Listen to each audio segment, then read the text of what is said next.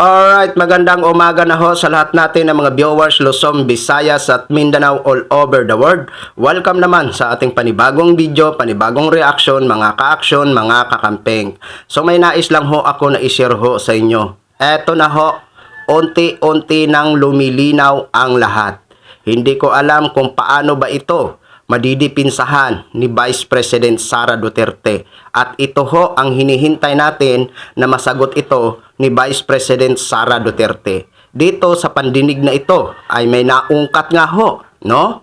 Na kapareho daw na araw. O, eto na. So alam naman ho natin na ito si Sara Duterte ay nag-file nga ho ng reklamo laban dito kay Madriaga. Ngayon, napapaisip ho tayo or napapatanong, bakit ngayon lang siya nag-file ng reklamo dito kay Madriaga? Dapat nung una pa lang na naglabas ng statement or expose ito si Madriaga, dapat in the following day, nag-file na agad siya ng reklamo dito kay Madriaga.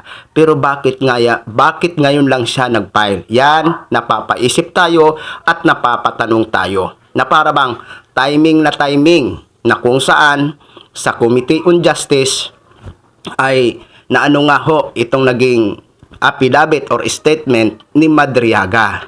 So ito po mga ka-action, panoorin at pakinggan ho natin dito itong pandinig na ito mga ka-action. Ito, panoorin po muna natin. Madriaga affidavit, chain of custody. Dahil ito pong winidraw dito sa paragraph 123 na 125 million na in-encash na sinasabi na nilagay po sa mga multiple bags na nakalagay sa paragraph 125 na binigay po kay Dante La Chica ay binigay po kay Madriaga.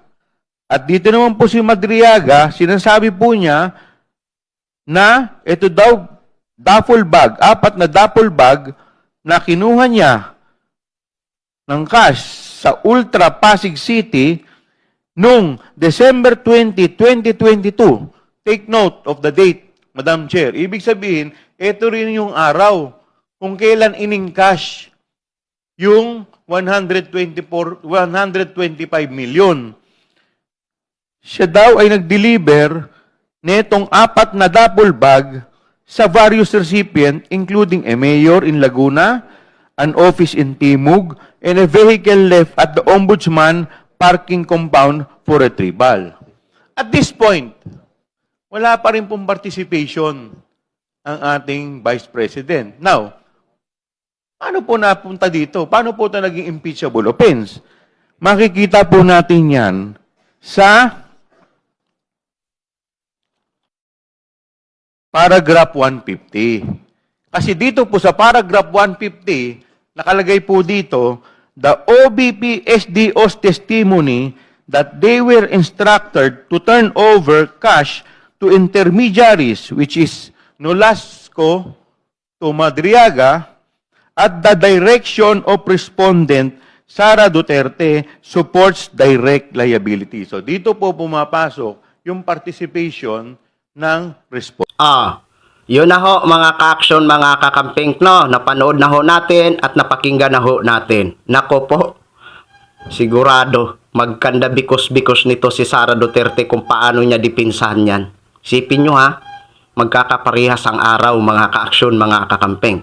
Tayo naman ay hindi pa naman natin hinuhusgahan dito si Sara Duterte. Ang gusto lang natin sana na ito ay harapin ni Sara Duterte para sagutin sa atin na taong bayan kung ano nga ba talaga ang totoo dito sa mga di umano na mga aligasyon laban sa kanya. Ang problema, parang wala naman ito sa si Vice President na parang binabaliwala niya lang po itong impeachment na ginfile laban sa kanya na kung saan na nagkaroon nga ng substance itong impeachment, itong dalawang impeachment naging file sa kanya. Isipin nyo, naging majority ang boto. Member ng Committee on Justice, 54 ang yes, 1 ang tumututol at 0 abstains. Diba? Kaya yan po mga ka-action. Ang gusto lang ho natin, harapin ito ni Sara.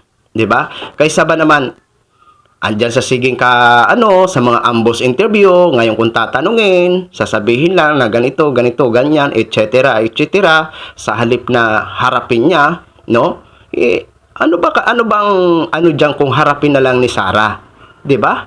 Para na sa ganun matapos na ho ito. Kasi kung hindi niya po ito haharapin, para sa akin siguro, tuloy-tuloy pa rin ang trial.